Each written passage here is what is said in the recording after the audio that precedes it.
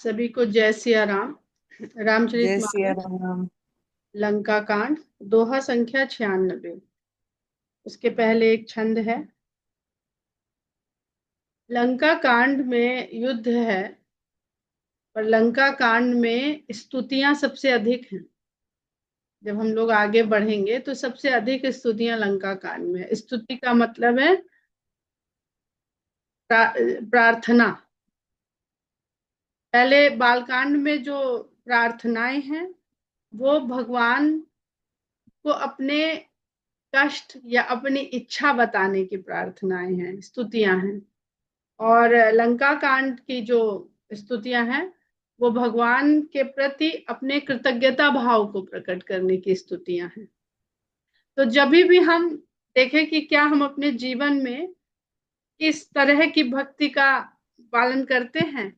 भगवान से जब हम प्रार्थना करते हैं, प्रार्थना भगवान से ही करनी चाहिए।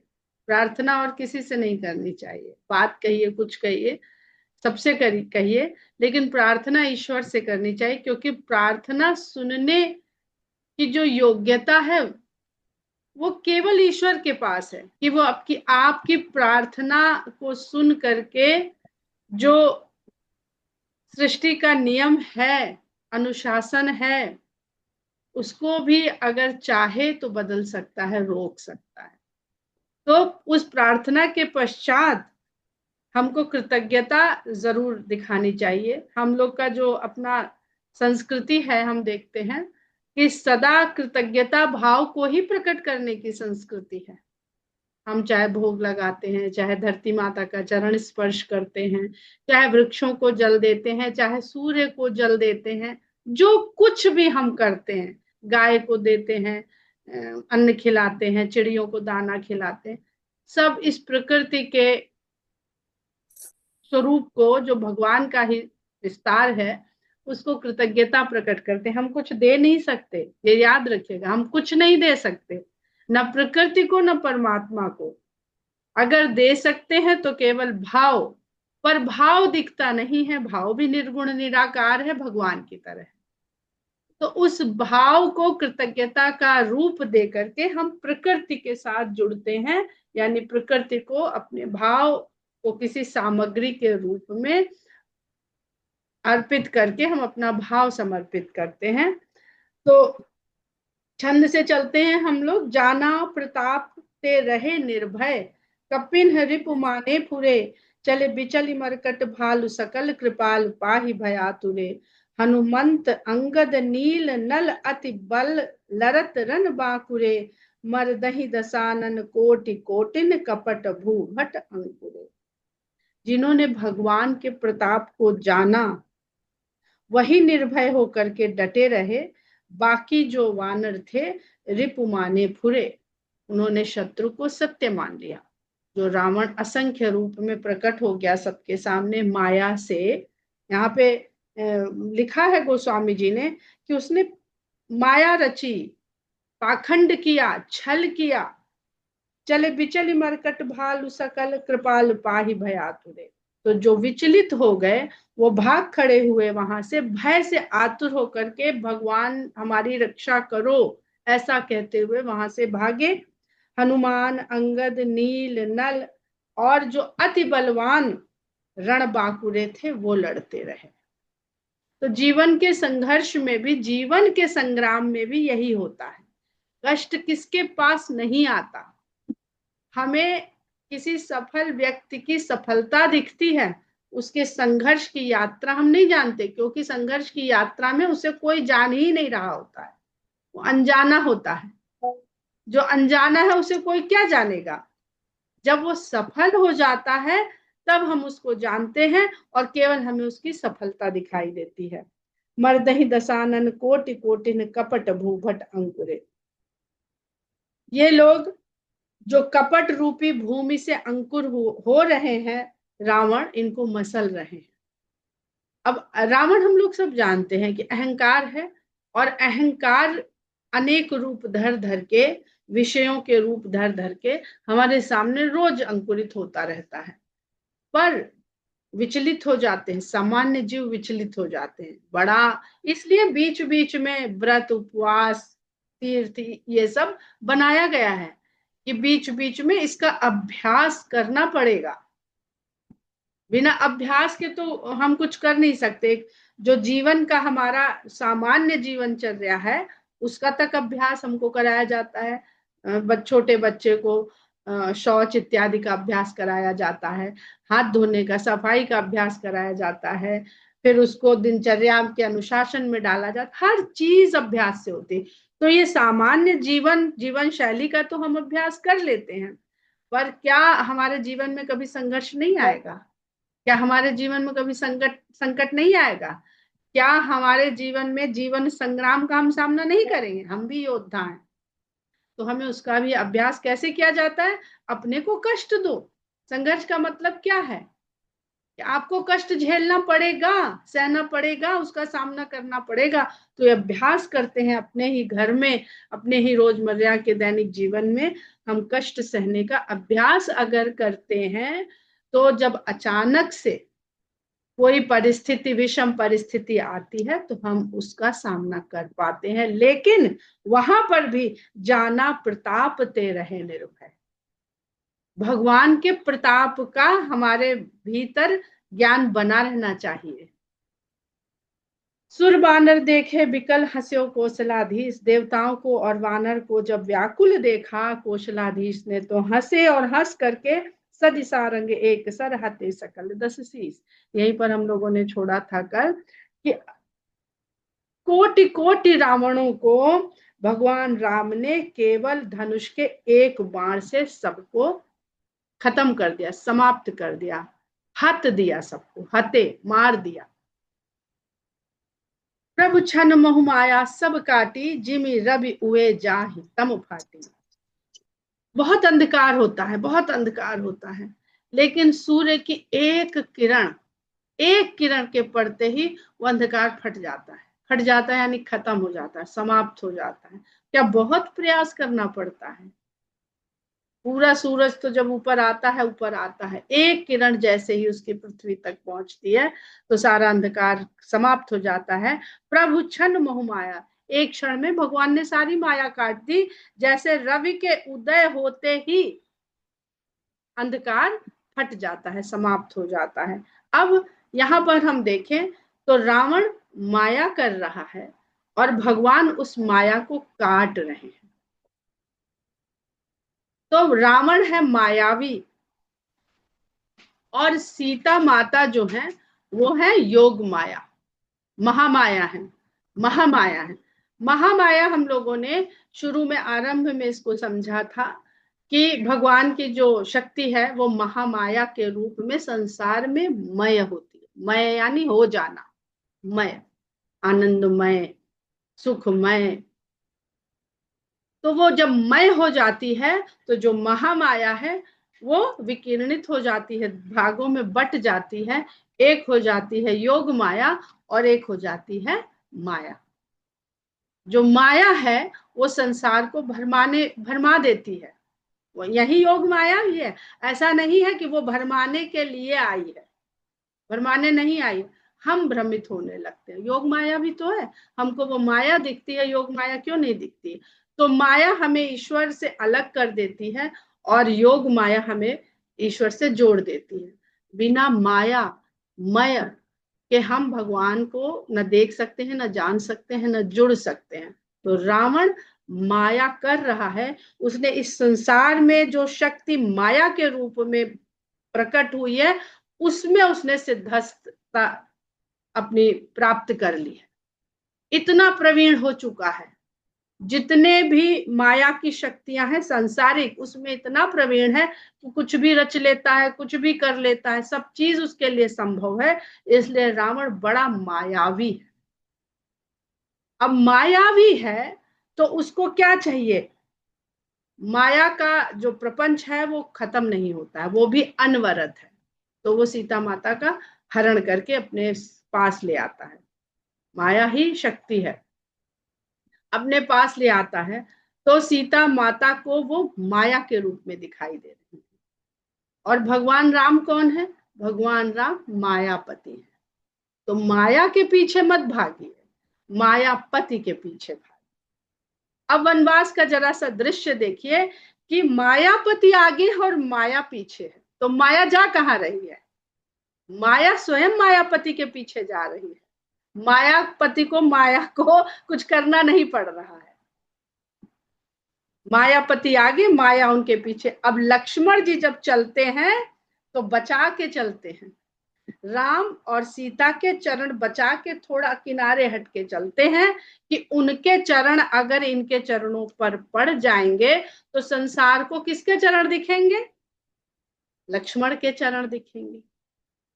तो राम के चरणों को माया का जो स्वरूप है, वो अगर लक्ष्मण जी माया के ठीक पीछे हो जाएंगे तो उनको कौन दिखेगी?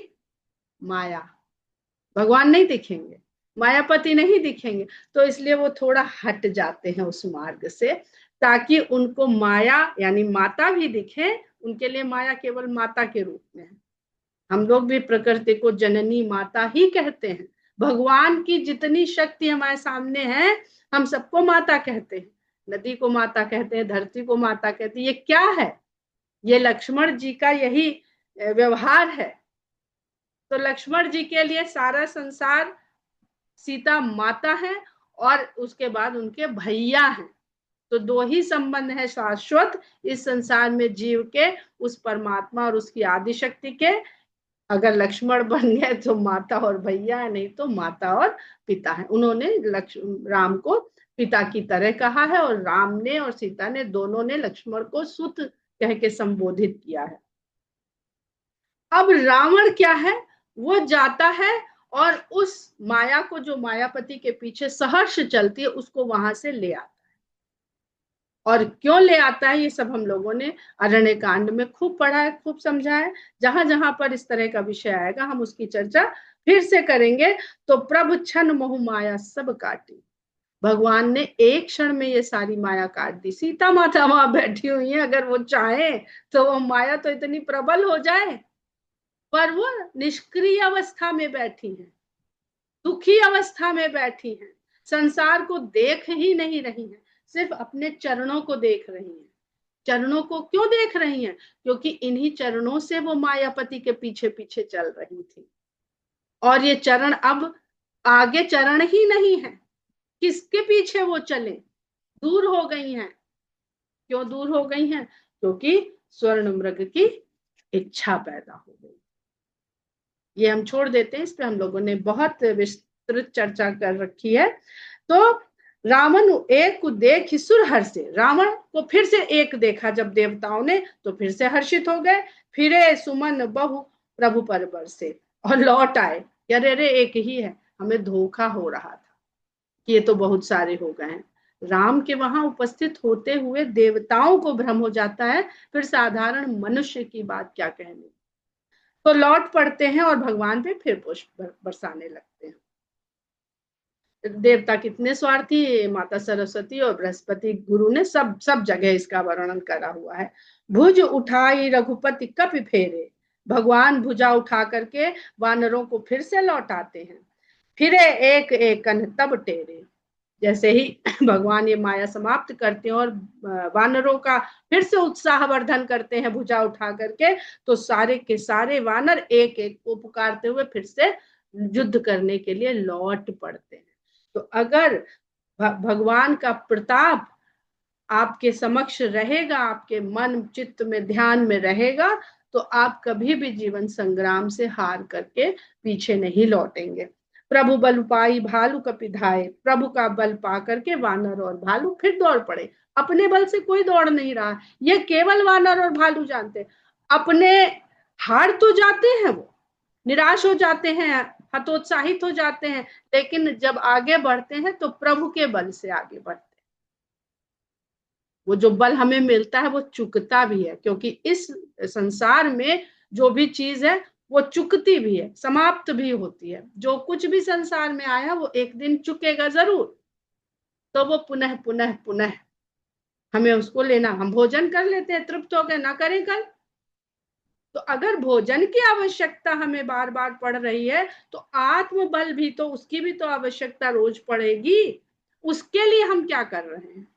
उदर के भोजन के लिए तो हम इतना प्रयास कर रहे हैं कि पूरा जीवन लगा दिया, लेकिन आत्मिक बल के लिए हम कितना प्रयास कर रहे हैं, नहीं करेंगे तो हम ऐसे हमारा आत्मबल कमजोर होता चला जाएगा, क्षीण होता चला जाए, क्योंकि हमारा सिस्टम यही है, हमारी व्यवस्था ही ऐसे ही बनाई गई है। तो प्रभु बल उपाई भालु कपिधाये, तरल तमक संजुग मही आए। तरल तरल तरल पदार्थ की तरह, तरल क्या, द्रव, पानी कितनी तेजी से बहता है, जब बहता है तो तमक करके तरलता के साथ फिर से युद्ध भूमि में आ गए। स्तुति करत देवतन ही देखी, भयऊ एक देखे, भयऊ एक मैं इनके लेखे। अब रावण ने इतना जो फैलाया पाखंड, तो देखा वानर भालू सब डर के भागे, कुछ दो चार ही लोग लड़ रहे हैं और देवता भी पलट गए। तो उसने देखा कि अरे ये तो फिर से स्तुति करने यहाँ खड़े हो गए, फिर से विराजमान हो गए नभ आकाश में। स्तुति करत देवतन ही देखे, भयऊ एक मैं इनके लेखे।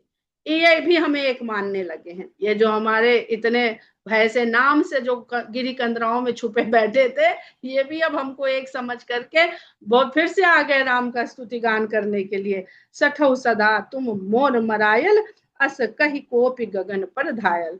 कहता है मूर्खों, तुम तो सदा मेरे मेरे पिट से पिटने वाले ही रहे हो, सदा मेरी मार खाते रहे, मरायल मेरे मारे जो मरते हो, मतलब तुमको तो हम कुछ समझते ही नहीं है, तुम्हारे अंदर इतना साहस आ गया कि तुम हमारे सामने जो है स्तुति कर रहे हो, एक मनुष्य की, एक साधारण नर की। अस कही कोपी, ऐसा कह के क्रोध में भरा हुआ गगन की ओर दौड़ पड़ा, गगन पर धायल। हाहाकार करत सुर भागे, खलहु जाहु कह मोरे आगे।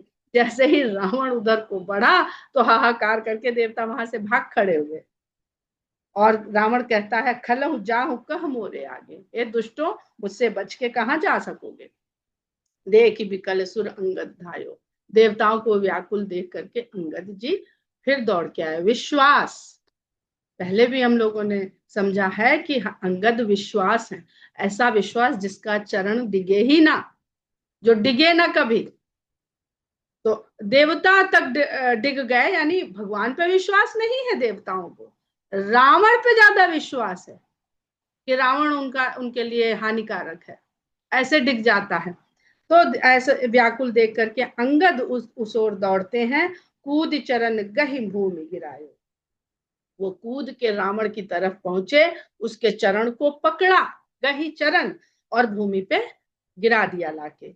गही भूम पार्यो लात मार्यो, बाल सुत प्रभु पही गयो, संहारी उठ दस कंठ घोर कठोर रव गर्जत भयो। करी दाप चाप चढ़ाई दस संधानी सर बहु बर सही, ये सकल भट घायल बयाकुल देख निज बल हर सही।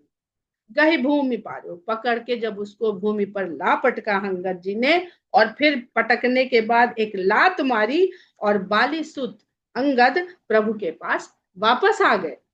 संहारी उठ दस खंड, उधर रावण अपने आप को संभाला और उठकर खड़ा हुआ, और कठोर गर्जना करी उसने, घोर कठोर रव गर्जत भयो, बहुत कठोर घनघोर ध्वनि करके उसने गर्जना करी।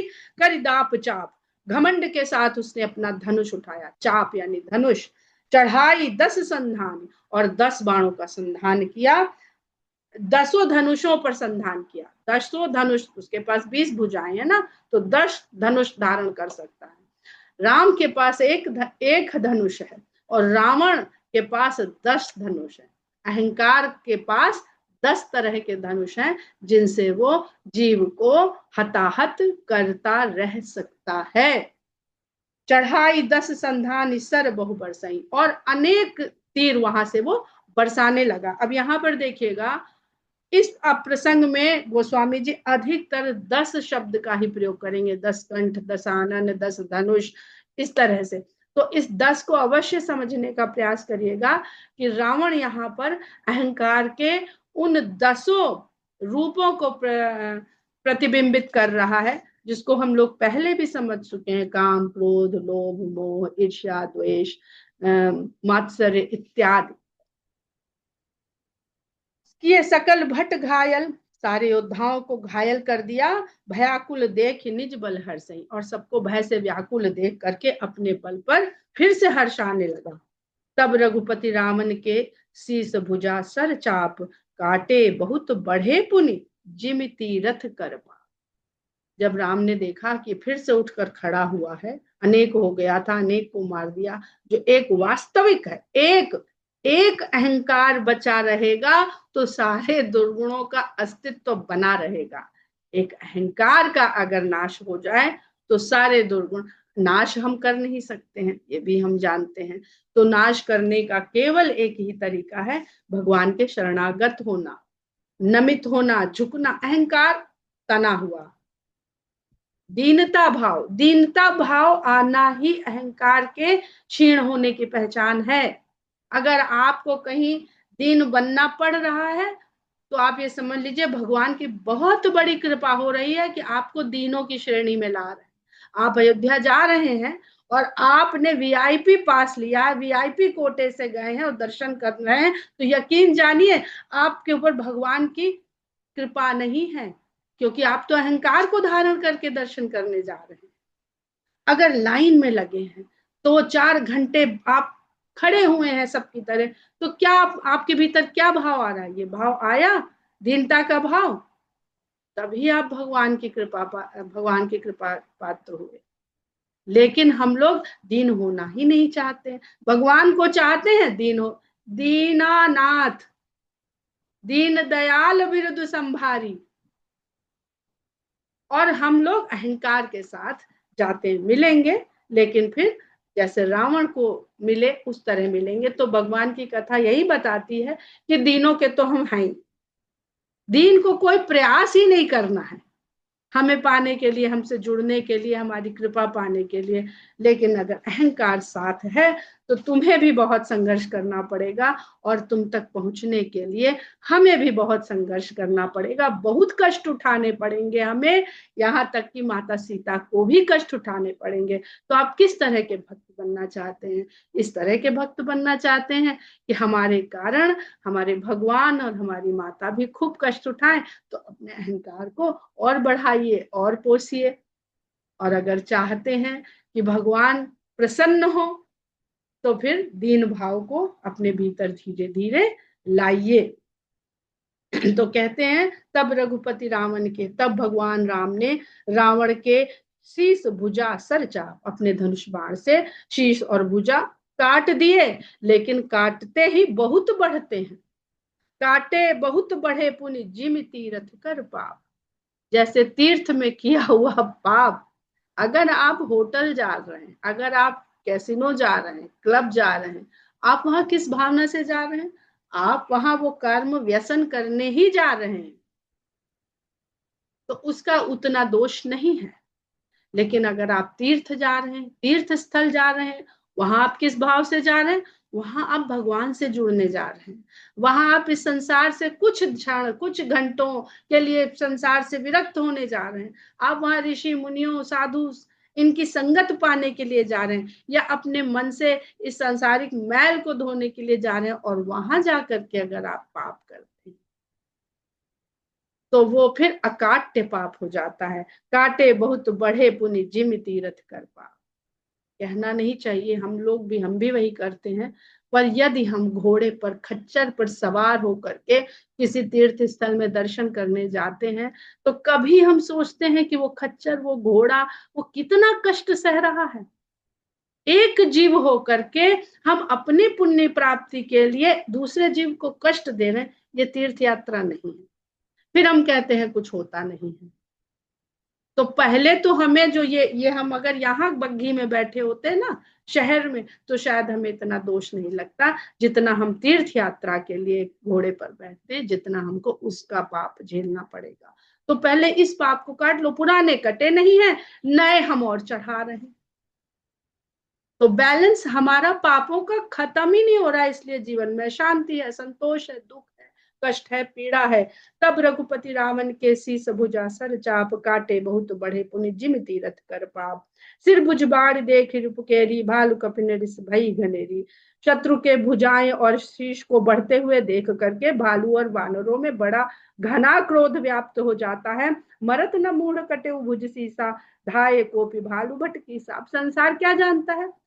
भालू और वानर तन और मन ये जानते तो ही है, शीश कटा और जी तन की सारी शक्ति सामर्थ्य समाप्त, इसकी अब कोई रह नहीं गई अहमियत। तो कहते हैं मर्द न मूढ़ कटे भुज शीशा, शीश और भुजाएं कटने के बाद भी ये मूर्ख मरता नहीं है। धाये को भालू भट्ट कीसा, भालू और वानर रूपी योद्धा क्रोधित होकर के दौड़ते हैं। इच्छाएं हैं काटते, कहते हैं इच्छा का दमन और शमन दो चीज होती है। दमन करने से वो कहीं ना कहीं दबी पड़ी रहती है, शमन करना आना चाहिए, से समाप्त करना आना चाहिए। बाली तने मारुति नल नीला, बानर राज दुबित बलशीला, बिटप महीधर करहि प्रहारा, सोई गिर तरु गही कपिन सो मारा।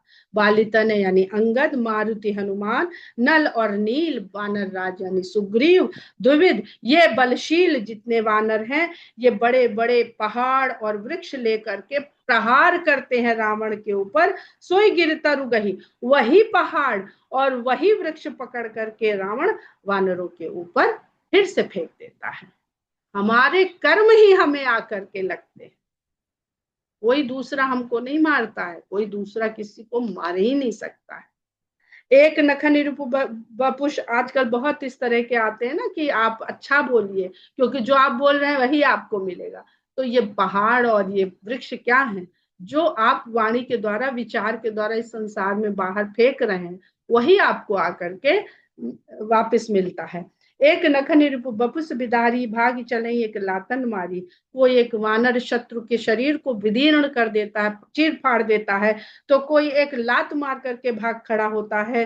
तब नल नील सिरन चढ़ गए, तब नल और नील रावण के सिर पर चढ़ जाते हैं। नखन लिलार बिदारत भय, और नाखूनों से उसके लिलार ललाट मस्तक, उसके मस्तक को बिदारते हैं, फाड़ते हैं। रुधिर देख विषाद और भारी, वहां से रक्त बहता हुआ जब रावण देखता है तो उसके हृदय में बड़ा विषाद होता है कि हमारे सिर पर चढ़ गए ये वानर और हमारे मस्तक को फाड़ रहे हैं। देखिए रावण को मुक्ति नहीं मिलेगी जब तक उसका एक एक अहंकार नहीं टूट जाएगा। वो भालू और वानरों से मारा जा रहा है, चीर फाड़ किया जा रहा है। तिन्हई धरन को भुजा पसारी, उनको पकड़ने के लिए उसने अपनी भुजाएं फैलाई। गहे न जाहि करन कब, गहे न जाहि करन पर फिरही, जन जुक मधुप कमल बन चरही। पर अपने भुजाओं से उन वानरों को पकड़ नहीं पाता है, वो उसके ही हाथ पे दौड़ने लगते हैं। ऐसा लगता है कि जैसे कमल वन में दो भंवरे विचरण कर रहे हैं। इसमें बहुत बहुत आध्यात्मिक पक्ष है इसका, इसकी बाद में चर्चा करेंगे। अभी हम लोग आगे बढ़ते हैं। कोप कूद दो उधर सिपहोरी, मही पटकत भजे भुजा मरोरी। वो क्रोध करके कूदता है और दोनों को पकड़ ही लेता है, पकड़ के फिर मही पटकत धरती पर पटक देता है। लेकिन जैसे ही धरती पर पटकता है नल और नील को, वो भागते समय उसकी भुजा मरोड़ देते हैं। भजे भुजा मरोड़ी, भुजा मरोड़ करके वहां से भागते हैं। पुनि सकोप 10 धनु कर लीन है, सरन मारी घायल कपकीन है। फिर वो क्रोध के साथ 10 धनुष फिर से उठाता है रावण और तीर मार मार के वानरों को घायल करता है। हनुमदादि मूर्छित करि बंदर, पाई प्रदोष हर्ष 10 कंधर। हनुमान आदि अनेक वानरों को मूर्छित कर देता है, इतने क्रोध से युद्ध कर रहा है। और प्रदोष काल आ जाता है, दिन और रात के जुड़ने का समय जैसे ही आता है तो 10 कंध हर्षित हो जाता है, क्योंकि दोषों का काल प्रदोष काल के बाद बढ़ जाता है। बुराइयां सूर्यास्त के बाद अपना बल उनका तेज हो जाता है। इस पर भी हम लोग कल चर्चा करेंगे। संग भालु भूधर तरु भारी, धारी मारन लगे पचारी पचारी। अब वानरों की तो हनुमान जी जब मूर्छित ही हो गए तो वानरों की क्या दशा हुई होगी। तो जो भालू लोग वहां पर थे, अब इसको भी समझने का प्रयास करिएगा, कल इसकी चर्चा करेंगे, क्योंकि ये तन और मन के सामंजस्य का पूरा प्रसंग है। जब मन हारे तो तन लड़े और तन हारे तो मन लड़े, दोनों से नहीं हारना चाहिए। संग भालू भूधर तरुधारी, मारन लगे पचारी पचारी। जो साथ में भालू थे वानरों के, वो पर्वत और वृक्ष ले लेके धारण कर करके ललकार ललकार के रावण के सेना और रावण को मारने लगे। भयउ क्रुद्ध रावण बलवाना, गहि पद मही पटकई भटनाना। ये देख करके रावण बड़े क्रोध से भर गया और उनके पैर पकड़ के धरती पर पटकने लगा। देख भालुपति निज दल घाता, कोपी माझी उर मारे सिलाता। भालुपति जामवंत जी जब अपने दल को इस प्रकार रावण से पिटता हुआ देखते हैं, तब बड़ा क्रोध आता है और जाके रावण के हृदय में लात माराते। अब देखिए किस किस की लात पड़ रही रावण को, जिनसे रावण कभी सोचा भी नहीं होगा कि हमारे सामने खड़े हो सकेंगे, वो आज राम के साथ आकर के वो सारे के सारे जो बूढ़े थे, एकदम बुजुर्ग, सबसे वयोवृद्ध जामवंत जी हैं, वो भी जाकर के रावण के हृदय में लात माराते हैं। उर लात घात प्रचंड लागत, बिकल रथ ते मही परा। कही भालु बी सहु कर मनहु कमलनि बसे निसि मधुकरा। मूर्छित बिलो की बहोरी पद हति, भालु पति प्रभु पहि गयो। निस जान स्यंदन घाली तेहि, तब सूत जतन करत भयो। उसके हृदय में लात से अपनी प्रचंड आघात करके जब जामवंत जी ने मारा तो वो व्याकुल होकर रथ से नीचे गिर पड़ा। गही भालू बीसों कर मनहु, और जब गिरा तो 20 भालू उसने अपने हाथों में पकड़ रखे थे। ऐसा लग रहा था कि रावण के हाथों में जो भालू फंसे हुए हैं, वो रात में कमल बंद हो जाता है तो उसके अंदर जो भंवरे रहते हैं वो कमल के अंदर बंद रह जाते हैं। किस प्रकार अहंकार अपनी कैद में कभी छीड़ नहीं होता, किसी न किसी को अपने शिकंजे में कस ही रहता है। अभी मुझे ये समझने की आवश्यकता है कि 2 बार गोस्वामी जी ने रावण के शीश को कमल वन और हाथों को कमल के समान क्यों कहा है।